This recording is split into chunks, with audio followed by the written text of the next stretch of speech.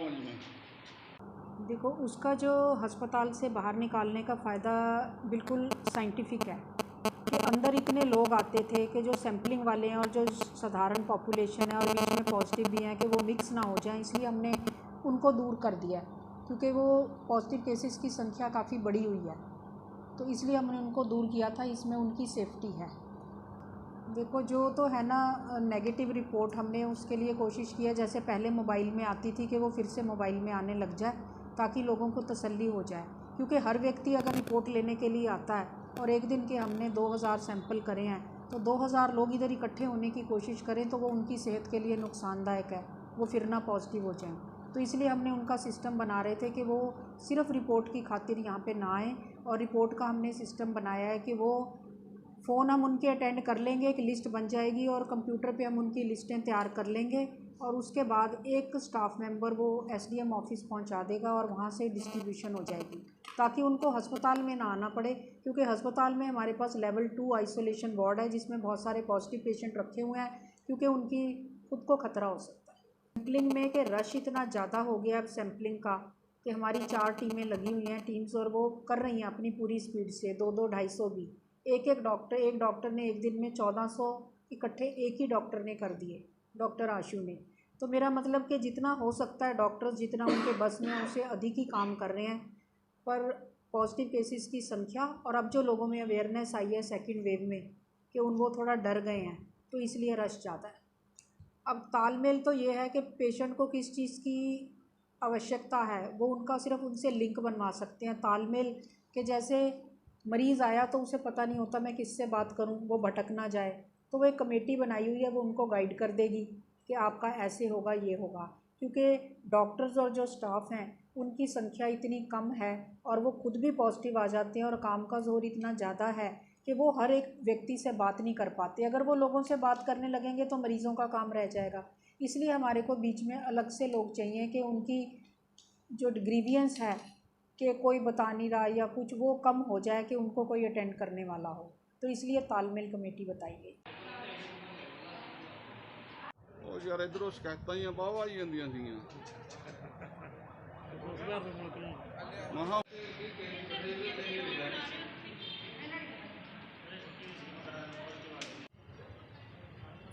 ਵੀਰ ਜੀ ਅਸੀਂ 7 ਤਰੀਕ ਨੂੰ ਇੱਥੇ ਰਿਪੋਰਟ ਕਰਵਾਈ ਸੀ, ਜੋ ਕਿ ਰਿਪੋਰਟ ਕਰਾਉਣ ਤੋਂ ਬਾਅਦ ਸਰ ਜੀ ਸਾਨੂੰ 4299 ਨੰਬਰ ਦਿੱਤਾ ਗਿਆ।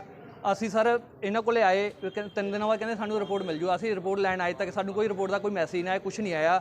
ਉਦੋਂ ਅਸੀਂ ਸਾਨੂੰ ਕਹਿੰਦੇ ਅਸੀਂ 32 ਨੰਬਰ ਰੂਮ 'ਚ ਚਲੇ ਆਓ। ਅਸੀਂ 32 ਨੰਬਰ ਰੂਮ 'ਚ ਪਤਾ ਕੀਤਾ ਤਾਂ ਉਹਨਾਂ ਨੇ ਸਾਨੂੰ 4299 ਨੰਬਰ ਦਾ ਸਾਨੂੰ ਕੋਈ ਹੋਰ ਉਹਨਾਂ ਨੇ ਐਡਰੈਸ ਲਿਖਿਆ ਹੋਇਆ, ਉੱਤੇ ਕੋਈ ਸਾਡੇ ਪੇਸ਼ੈਂਟ ਦਾ ਕੋਈ ਨਾਮ ਨਹੀਂ ਲਿਖਿਆ ਹੋਇਆ।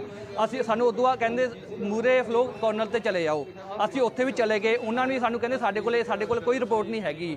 ਉਦੋਂ ਅਸੀਂ ਦੁਬਾਰਾ ਅਸੀਂ ਉੱਥੇ ਗਏ, ਉਹ ਕਹਿੰਦੇ ਸਾਡੇ ਕੋਲ ਇੱਕ ਵਾਰ 'ਚ ਤੁਸੀਂ ਇਕੱਲਾ ਸੈਂਪਲ ਰਿਪੋਰਟ ਦਾ ਨੰਬਰ ਲਿਆਓ, ਅਸੀਂ ਤੁਹਾਨੂੰ ਨਾਲ ਦੀ ਨਾਲ ਰਿਪੋਰਟ ਦੇ ਦੇਵਾਂਗੇ। ਉਹ ਤਾਂ ਸਰ ਅਸੀਂ ਕਹਿੰਦੇ ਸਰਕਾਰ ਐਡੇ ਐਡੇ ਵਾਅਦੇ ਕਰਦੀ ਹੈ ਕਿ ਅਸੀਂ 24 ਘੰਟੇ 'ਚ ਰਿਪੋਰਟ, 24 ਘੰਟੇ ਸਾਨੂੰ ਉਹ 2 ਮਿੰਟੇ 'ਚ ਰਿਪੋਰਟ ਦੇਣ ਨੂੰ ਤਿਆਰ ਬੈਠੇ ਨੇ, ਇਕੱਲੇ ਸੈਂਪਲ ਲੈ ਕੇ ਆਉਣ ਨੂੰ। ਸਾਨੂੰ 96 ਘੰਟੇ 'ਚ ਰਿਪੋਰਟ ਨਹੀਂ ਮਿਲੀ। ਅਸੀਂ ਸਰਕਾਰ ਨੂੰ ਕਹਿਣ ਕਿ ਉੱਥੇ ਬਕਾਇਦਾ ਲਿਖਿਆ ਹੋਇਆ ਕਿ ਫਤਿਹ ਕਿੱਟ ਸਾਡੇ ਕੋਲ ਨਹੀਂ ਹੈਗੀ। ਤਾਂ ਸਰਕਾਰ ਐਡੇ ਐਡੇ ਵਾਅਦੇ ਕਰਦੀ ਹੈ, ਅਤੇ ਕਾਰਨ ਕਿਉਂ ਵਾਅਦੇ ਕਰਦੀ ਹੈ ਸਾਡੇ ਨਾਲ? ਸਾਡੀ ਕੋਈ ਮਦਦ ਨਹੀਂ ਕੀਤੀ ਗਈ, ਕੋਈ ਕੁਛ ਵੀ। ਸਰ ਸਾਡੀ ਸਾਰੀ ਬਹੁਤ ਜ਼ਿਆਦਾ ਪਰੇਸ਼ਾਨੀ ਆ ਰਹੀ ਹੈ, ਸਾਨੂੰ ਕੋਈ ਕਿਸੇ ਚੀਜ਼ ਦਾ ਹੱਲ ਨਹੀਂ ਸਾਡੇ ਕੋਲੇ ਹੋ ਰਿਹਾ। ਅਸੀਂ ਜਿੱਥੇ ਜਾਂਦੇ ਹਾਂ ਸਾਨੂੰ ਨਾਰਾ ਲਗਾ ਕੇ ਤੁਰਿਆ ਜਾਂਦਾ ਗਾ, ਹਾਂ ਕਿ ਇੱਥੇ ਚਲੇ ਜਾਓ, ਉੱਥੇ ਚਲੇ ਜਾਓ, ਉੱਥੇ ਕੋਈ ਵੀ ਜਵਾਬ ਨਹੀਂ ਹੈਗਾ ਕਿਸੇ ਕੋਲੇ। ਤਾਲਮੇਲ ਕਮੇਟੀ ਕਹਿ ਰਹੀ ਹੈ, ਦਾਅਵਾ ਕਰ ਰਹੀ ਹੈ ਕਿ ਉਹਨਾਂ ਨੇ ਸੁਧਾਰ ਕਰਕੇ 24 ਘੰਟਿਆਂ ਦੇ ਵਿੱਚ ਰਿਪੋਰਟ ਲਾਉਣ ਦਾ ਉਹ ਕੀਤਾ ਗਾ, ਇੰਤਜ਼ਾਮ ਕੀਤਾ। ਵੀਰ ਜੀ ਕੁਛ ਵੀ ਨਹੀਂ, ਸਾਡਾ ਪੇਸ਼ੈਂਟ ਸਾਡੇ ਨਾਲ ਹੈ ਸਾਰੇ ਕਿਤੇ। ਕਿ ਅਸੀਂ ਕਦੇ ਕਿਤੇ ਜਾ ਚੁੱਕੇ, ਕਦੇ ਕਿਤੇ ਜਾ ਕੇ ਜਿੱਥੇ ਵੀ ਡਾਕਟਰ ਕੋਲੇ ਜਾਂਦੇ ਹਾਂ ਸਿਰਫ ਅਗਲਾ ਕਹਿੰਦਾ ਕਰੋਨਾ ਰਿਪੋਰਟ ਲੈ ਕੇ ਆਓ, ਫਿਰ ਤੁਹਾਡਾ ਹੱਲ ਹੋਏਗਾ, ਫਿਰ ਤੁਹਾਡਾ ਹੱਲ ਹੋਏਗਾ। ਕੋਈ ਵੀ ਸਾਡੀ ਕੋਈ ਵੀ ਸੁਣਵਾਈ ਨਹੀਂ ਹੋ ਰਹੀ। ਮਰੀਜ਼ ਦੀ ਕੀ ਹਾਲਤ ਹੈ? ਮਰੀਜ਼ ਦੀ ਸਰ ਜੀ ਬਹੁਤ ਜ਼ਿਆਦਾ ਬੁਰਾ ਹਾਲ ਹੈ। ਉਹਨਾਂ ਦੇ ਪੇਟ 'ਚ ਇਨਫੈਕਸ਼ਨ ਹੈ, ਦਰਦ ਹੈ, ਬਹੁਤ ਜ਼ਿਆਦਾ ਹੋ ਰਿਹਾ ਕਿ ਅਸੀਂ 2 ਜਣੇ ਮਸਾ ਫੜ ਕੇ ਲੈ ਕੇ ਆਏਂਗੇ। ਕੋਈ ਹੋਰ ਵੀ ਕੋਈ ਮੈਂ ਮੰਨ ਲਓ ਕੋਈ ਅਸੀਂ ਨਾਲ ਪੜੋਸੀ ਕੋਈ ਵੀ ਲੈ ਕੇ ਆਉਣ ਨੂੰ ਤਿਆਰ ਨਹੀਂ ਹੈ, ਕਿਉਂਕਿ ਹਾਲੇ ਹਰ ਇੱਕ ਜਣਾ ਡਰਦਾ ਕਿ ਕਰੋਨਾ ਹੋ ਸਕਦਾ। ਤਾਂ ਅਸੀਂ ਮਸਾਂ ਲੈ ਕੇ ਆਏਂਗੇ, ਸਾਨੂੰ ਕੋਈ ਵੀ ਰਿਸਪੌਂਸ ਨਹੀਂ ਕਿਸੇ ਵੱਲੋਂ ਆ ਰਿਹਾ। ਸਰ ਅਸੀਂ ਨਾ ਜੀ ਇੱਥੇ ਸੈਂਪਲ ਦੇ ਕੇ ਸ਼ੁੱਕਰਵਾਰ ਨੂੰ ਮੇਰੀ ਮੰਮੀ ਦਾ, ਅਤੇ ਉਹ ਸਾਨੂੰ ਕਹਿੰਦੇ ਸੀ ਥੋੜ੍ਹਾ ਐਤਵਾਰ ਨੂੰ ਥੋੜ੍ਹੀ ਟੈਸਟ ਰਿਪੋਰਟ ਆ ਜਾਊਗੀ। ਅਸੀਂ ਨਾਮ ਵੀ ਲਿਖਾ ਕੇ, ਏਜ ਲਿਖਾ ਕੇ, ਉਹਦਾ ਐਡਰੈਸ ਲਿਖਾ ਕੇ, ਸਾਰਾ ਫ਼ੋਨ ਨੰਬਰ ਵੀ ਲਿਖਾ ਕੇ, ਸਾਡਾ ਰਿਪੋਰਟ ਸਾਡੀ ਆਈ ਨਹੀਂ ਹੈਗੀ। ਅਸੀਂ ਉੱਧਰ ਸਰਕਾਰੀ ਹਸਪਤਾਲ 'ਚ ਵਗ ਗਏ, ਕੱਲ੍ਹ ਵੀ ਗਏ ਸੀ ਉੱਧਰ ਮੈਂ, ਅਤੇ ਉਹ ਕਹਿੰਦੇ ਸਾਡੇ ਕੋਲ ਤਾਂ ਉਹਦਾ ਰਿਕਾਰਡ ਨਹੀਂ ਹੈਗਾ, ਅਤੇ ਕਹਿੰਦੇ ਤੁਸੀਂ ਸਵੇਰੇ ਸ਼ਾਮ ਤੱਕ ਰਿਪੋਰਟ ਆ ਜਾਊਗੀ। ਅੱਜ ਫਿਰ ਅਸੀਂ ਗਏ, ਕਹਿੰਦੇ ਸਾਨੂੰ 32 ਨੰਬਰ 'ਚ ਇੱਥੇ ਆ ਗਏ, ਕਹਿੰਦੇ ਅਸੀਂ 32 ਨੰਬਰ 'ਚ ਵਗ ਜਾਓ। 32 'ਚ ਗਏ, ਉਹ ਸਾਡੇ ਕੋਲ ਕੋਈ ਰਿਕਾਰਡ ਹੀ ਨਹੀਂ ਹੈ, ਕੋਈ ਕਹਿੰਦਾ ਤੁਹਾਡਾ ਤਾਂ ਕੋਈ ਸੈਂਪਲ ਲਿੱਤੇ ਨਹੀਂ ਗਿਆ। ਤੇ ਕਹਿੰਦਾ ਥੋੜ੍ਹਾ ਜਿਹਾ 4299 ਨੰਬਰ ਸਾਡਾ ਸੀਗਾ, ਉਹ ਕਹਿੰਦਾ ਤੁਹਾਡਾ ਇੱਥੇ ਨਾਮ ਕੋਈ ਹੋਰ ਲਿਖਿਆ ਹੋਇਆ ਗਾ, ਤੁਹਾਡਾ ਨਾਮ ਹੀ ਲਿਖਿਆ ਇੱਥੇ ਕੋਈ। ਹੁਣ ਸਾਨੂੰ ਕਹਿੰਦਾ ਤੁਸੀਂ ਉੱਥੇ ਸੈਂਪਲ ਦੁਬਾਰੇ ਦੇ ਦਿਓ, ਤੁਹਾਡਾ ਇੱਥੇ ਰਿਪੋਰਟ ਤੋਂ ਕੱਢ ਕੇ ਦੇ ਦਾਂਗੇ। ਪਰ ਇਹ ਕਹਿੰਦੇ ਸਾਡੇ ਕੋਲ ਸੈਂਪਲ ਲਿੱਤਾ ਜਾਂਦਾ, ਸੈਂਪਲ ਤੁਸੀਂ ਉੱਥੇ ਤੋਂ ਜਾ ਕੇ ਜੀ ਕੋਈ ਨਹੀਂ ਮਦਦ ਕਰ ਰਿਹਾ ਜੀ। ਸਾਰੇ ਵਕਤ ਉੱਧਰ ਭਜਾਉਂਦੇ ਇੱਧਰ ਭਜਾਉਂਦੇ, ਵੈਸੇ ਭਕਾਈ ਕਰਾਈ ਜਾਂਦੇ ਸਾਡੀ ਜੀ। ਸਾਡਾ ਮਰੀਜ਼ ਬਿਮਾਰ ਬੈਠਾ, ਡਾਕਟਰ ਦਵਾਈ ਨਹੀਂ ਦਿੰਦਾ ਜੀ, ਉਹ ਕਹਿੰਦਾ ਰਿਪੋਰਟ ਲਿਆਓ। ਕਿੰਨੀ ਕੁ ਪਰੇਸ਼ਾਨੀ ਹੈ ਇਸ ਵੇਲੇ ਤੁਹਾਡੇ ਮਰੀਜ਼ ਨੂੰ? ਪਰੇਸ਼ਾਨੀ ਜ਼ਿਆਦਾ, ਉਹ ਤਾਂ ਉੱਠਿਆ ਬੈਠਾ ਨਹੀਂ ਜਾਂਦਾ ਜੀ, ਉਹ ਤਾਂ ਫੜ ਕੇ ਲਿਆਂਦਾ ਜੀ। ਮਹਾਂ ਰਿਪੋਰਟ ਦੇ ਕਾਰਨ ਜੀ ਉਹ ਡਾਕਟਰ ਕਹਿੰਦਾ ਤੁਸੀਂ ਰਿਪੋਰਟ ਲਿਆਓ ਫਿਰ ਦਵਾਈ ਦੇਵਾਂਗੇ ਜੀ। ਹੁਣ ਡਾਕਟਰ ਅਸੀਂ ਬਰੇਟਾਂ ਦੇ ਗਏ, ਉਹ ਨਹੀਂ ਦਵਾਈ ਦਿੰਦਾ ਜੀ। ਅਸੀਂ ਆਕਾਸ਼ ਦੀ ਦੇ ਗਏ, ਉਹ ਕਹਿੰਦਾ ਰਿਪੋਰਟ ਲਿਆਓ ਫਿਰ ਦਵਾਈ ਦੇਵਾਂਗੇ, ਕਹਿੰਦਾ ਜੀ। ਜਿਹੜਾ ਆਇਆ ਸੀ, ਕਹਿੰਦੇ ਲੜਕੇ ਨੇ ਟੈਸਟ ਕੀਤਾ ਸੀਗਾ, ਉਹ ਲੜਕੇ ਨੂੰ ਰਿਪੋਰਟ ਪੋਜ਼ਿਟਿਵ ਆ ਚੁੱਕੀ ਆ, ਉਹ ਘਰੇ ਆ।